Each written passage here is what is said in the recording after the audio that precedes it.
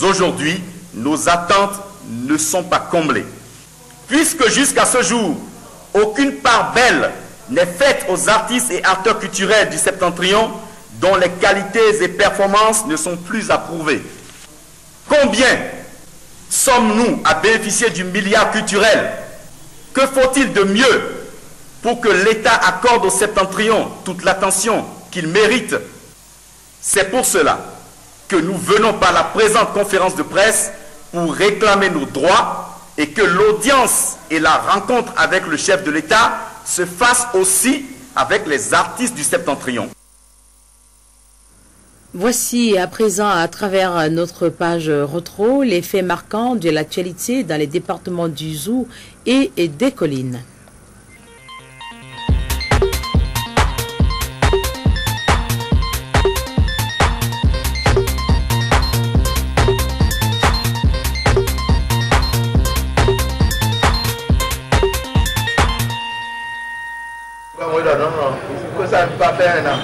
La grosse nouvelle qui est tombée sur la tête des populations de Boïcon et environ comme un coup de massue en ce 14 juin 2010 est la fermeture de l'agence ICC Service de Boïcon. Des clients qui se connaissaient à peine lors des dépôts des capitaux se retrouvent subitement autour de la désolation. Moi, je suis venu déposer mon argent. Bon, le jour que je suis venu pour prendre l'intérêt, je n'ai pas eu. Ils m'ont dit de revenir dans 2 semaines. Je suis revenu le jour-là, je suis resté ici pendant le matin jusqu'au soir. Ils ont dit de revenir encore le lundi. Puis ils vont placer les numéros ici. On va venir voir. Bon. Aujourd'hui, on est encore là. Maintenant, ils ne sont pas là. On croit qu'ils ont eu des problèmes. Bon. Moi, j'ai eu peur. C'est vraiment de l'escroquerie. Moi, j'ai placé quelque chose de 450 000. Lundi, lundi, sincèrement, ça ne va pas du tout. Mais quand même, s'ils n'ont plus les intérêts à nous donner, ils n'ont qu'à calculer nos capitales. C'est un truc d'arnaque ce qu'ils sont en train de dire. Bon, ils ont mis des numéros là, mais on ne comprend même pas ce qu'ils ont mis. Une désolation qui va embraser tout le pays avec des milliers de personnes spoliées qui attendent toujours le remboursement de leurs capitaux. La nature, elle, n'aura pas pitié de ses épargnants puisque Dame Pluie s'est fait parler d'elle. La crue du fleuve Zou et Ouémé ont rendu plusieurs centaines de personnes sans abri, emporté des hectares de champs, des tonnes de vivres et bien d'autres matériels. Le gouvernement est allé au secours de ces populations en leur apportant les premiers soins. Par rapport à votre cri d'alarme et pour cette première visite, parce que nous ne savons pas le temps que nous allons faire ensemble, nous vous apportons 3500 comprimés d'aquatable. Ça va servir pour traiter l'eau que les populations en difficulté vont utiliser pour boire. Je vous recommande d'en faire un bon usage. S'en suivra d'autres gestes importants de structures publiques, privées et personnes de bonne volonté. L'autre fait qui a marqué les populations du plateau historique d'Abomey est la crise qui a secoué plus d'une vingtaine d'années le royaume de Dahomey, où 2 rois, Dada de Djelanya Goliagbo et Dada Wedo Ibeanzin, se disputaient le trône de Glélé. Exacerbé, Dada Kpanan met fin à la crise. Allez, vous les journalistes, annoncer la bonne nouvelle que je reprenne ma place et que moi qui vous parle ici, Dada Kpanan à Doukourou, à Gonglo, est et demeure jusqu'à nouvel ordre.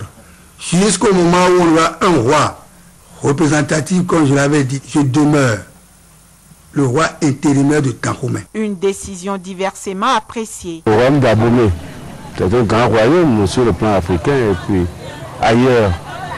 Le roi est unique et Abomey 2 rois. Les dynasties sont là, le cas se voit dégager un roi. Un 3e roi dans ce petit Abomey ici là. Moi je vois que ce n'est pas la peine. Personne ne peut se lever un jour pour dire qu'il est devenu roi bizarrement comme ça. Lorsque le roi Guézo est sur les champs de tir, les problèmes de main courante sont la plupart réglés par Adoukourou. Nous ne pouvons pas de tout de suite dire que ce que Adoukonou a écrit comme lettre, rejeter ça de revers des mains, Dada Nganfin ne peut pas accepter ça.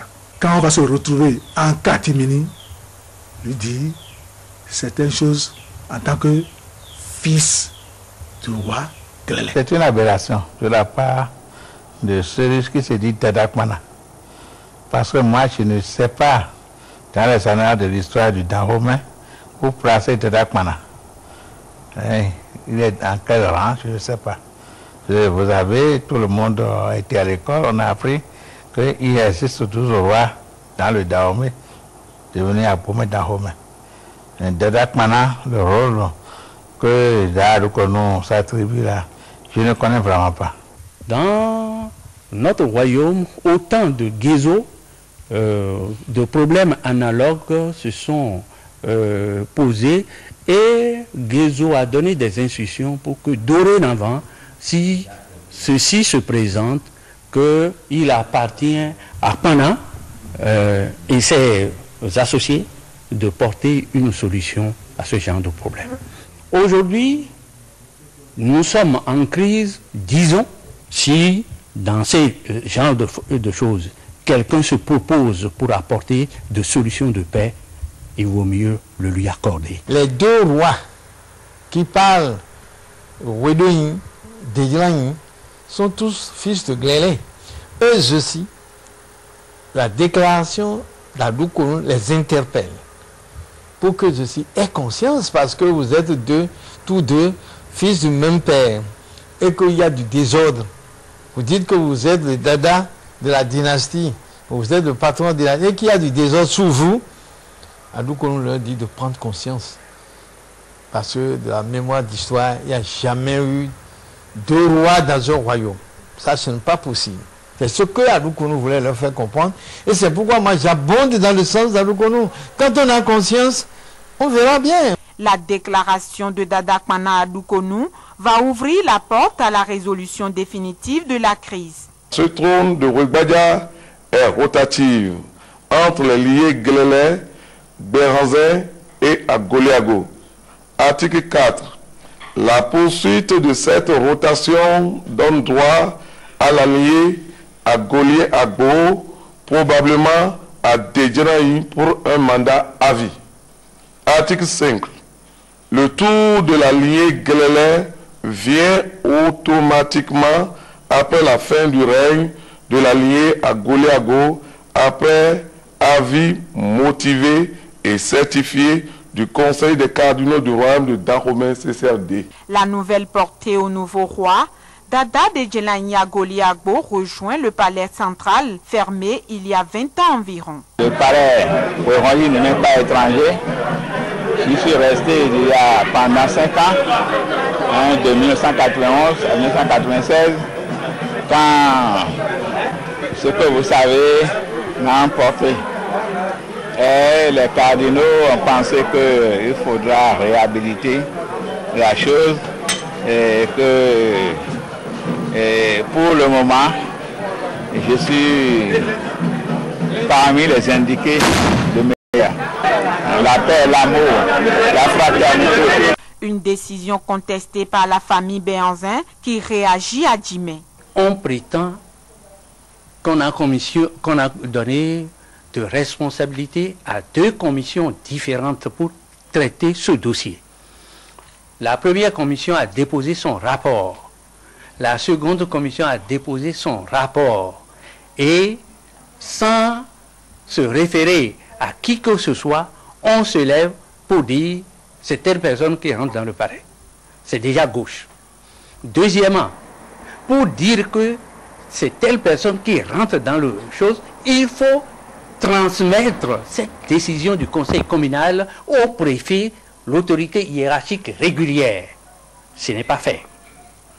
Et mieux, aucune décision légale n'autorise un comité communal à prendre une décision, une analyse aujourd'hui, de faire exécuter cette analyse aujourd'hui. Aucun acte administratif ne dit ça.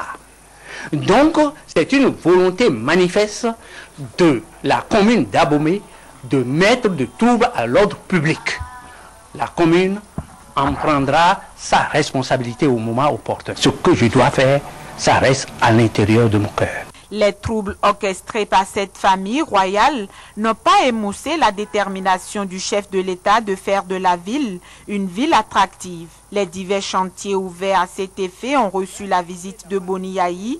Les incompréhensions entre le maire et le directeur de l'Archa ont été étalées. Jusqu'aujourd'hui, je ne sais pas où sont passés les 1 milliard qui étaient inscrits au budget exercice 2007 pour la ville d'Abomey.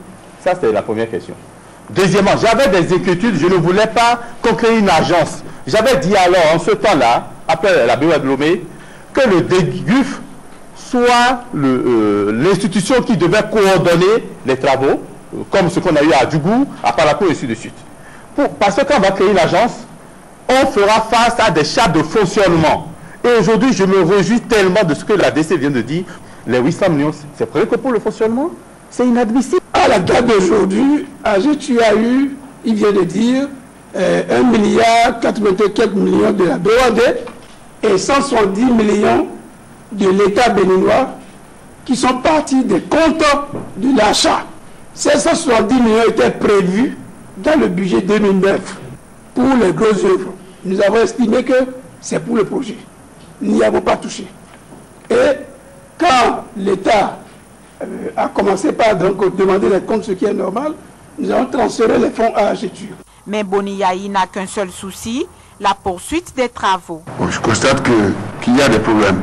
Mais si le dispositif doit être budgétivore, eh bien, il faut faire attention et il faut arrêter le plus rapidement que possible. Donc, mais tel que c'est fait, je lance un appel aux uns aux autres. Je dis bien aux uns aux autres. Pour que les travaux soient véritablement exécutés et que le projet s'exécute bien. Le phénomène disparition d'enfants a pris cette année 2010 une proportion inquiétante avec pour conséquence une montée en flèche de la vindicte populaire dans le zoo. De temps en temps, on entend qu'il y a des enfants qui sont enlevés et personne n'a le courage de venir nous dire c'est mon enfant qui est enlevé. On vient voir donc alors des gens soumis à la vindicte populaire. Je pense que c'est un acte vraiment à réprimer. Rien ne prouve que ceux dont les corps sont découverts ce matin sont les auteurs donc des différents crimes commis dans la commune. Nous avons demandé aux populations de collaborer avec nous parce que ça peut être des innocents. Nous, on n'a pas la preuve que c'est des enleveurs de mineurs. On n'a pas la preuve parce qu'après tout, c'est des vies humaines aussi. C'est dommage. On a déjà même commencé par arrêter les gens. C'est des personnes soupçonnées. Hein?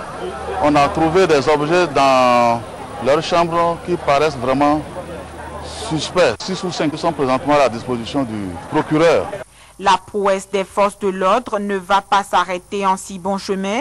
Une lutte implacable contre les voleurs et autres coupeurs de route va porter ses fruits. Aujourd'hui, j'ai dit aux gendarmes, bon, nous allons partir à 0h quand j'ai eu un coup de fil pour dire les gens là vont frapper la nuit. Donc nous sommes arrivés, nous avons pris la route. À peine on voulait tomber sur le goudron, la voie bitumée, quand nous avons essuyé des coups de feu, nous avons constaté un groupe assis sur un banc. Et ils avaient des tenues réflectorisant. Et le chauffeur s'est arrêté automatiquement et a tir. Donc nous avons dû